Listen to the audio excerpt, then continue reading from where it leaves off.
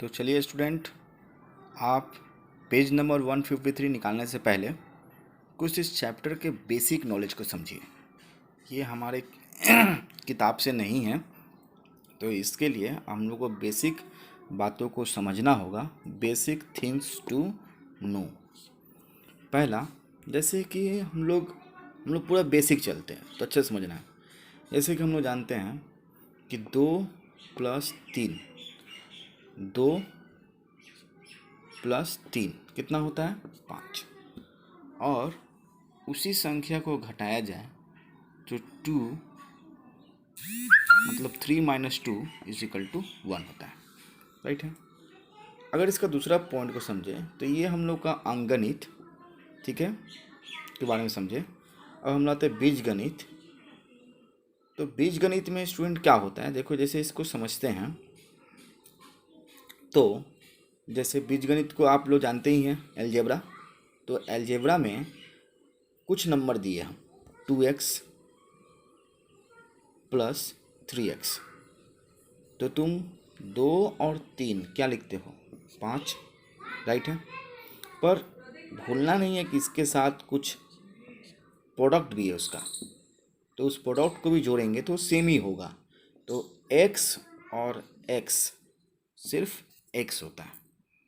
उसी प्रकार से अगर हम लोग घटाएं तो 3x - 2x = 1x। और ये तो गलत है, 1x नहीं लिखेंगे, क्योंकि अलजेब्रा में हमें सिर्फ x को ही दर्शाएंगे।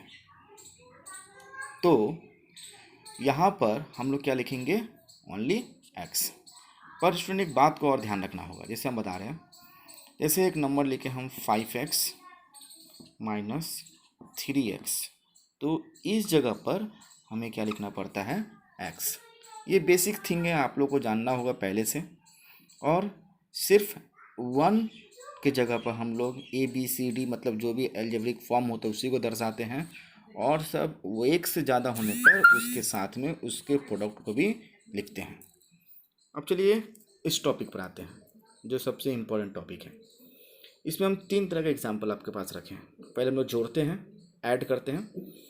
तो 2√3 + 3√3, 2 और 3 कितना होता है? 5। यहाँ पर स्टूडेंट आप लोगों को समझना है कि √3 और √3 क्या है? ये इसका बेस है। जैसे ये इसका बेस था मतलब प्रोडक्ट था, तो ये भी इसका प्रोडक्ट है। तो प्रोडक्ट को हम लोग दुर्घात करनी या क्वाड्रेटिक सर्ड में उसको एक समान रखते हैं। जैसे 2 3 कितना हो गया? 5। ठीक है, 2 3 कितना हो गया? 5। उसी प्रकार से √3 और √3 सिर्फ क्या होगा? √3 ही होगा। अगला आता है एग्जाम्पल। इस संख्या का कुछ नंबर नहीं है, तो ये 5 नहीं कहलाएगा, ये सिर्फ 1 कहलाएगा। तो 1 और 5 कितना हो गया? 6। बेस क्या है दोनों का? √5, तो कितना हो जाएगा? 6√5। नेक्स्ट, आप लोग इसका आंसर हमको कमेंट में बताइए क्या होगा इसका आंसर। ठीक है, आगे बढ़ते हैं। अब गुना करते हैं। तो गुना में थोड़ा ध्यान देना पड़ता है इस चैप्टर को खास करके। तो गुना में क्या है? जैसे √5 × √4, तो √24, √20, 5 4 जा 20।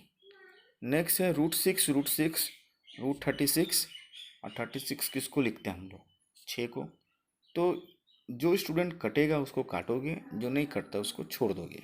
जैसे कि यहाँ 20 भी कट रहा था, कैसे? लसा कर दो। 20 का अगर एलसीएम करते हो तो 2 10 2 5, कौन बाहर निकला?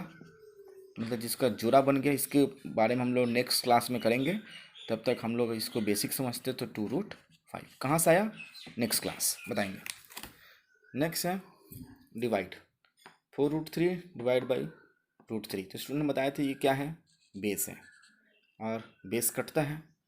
तो 4/3 मतलब 4√3 बाई 3√3, तो √3 कट गया, तो 4/3 आप 1/3 भी लिख सकते हैं। नेक्स्ट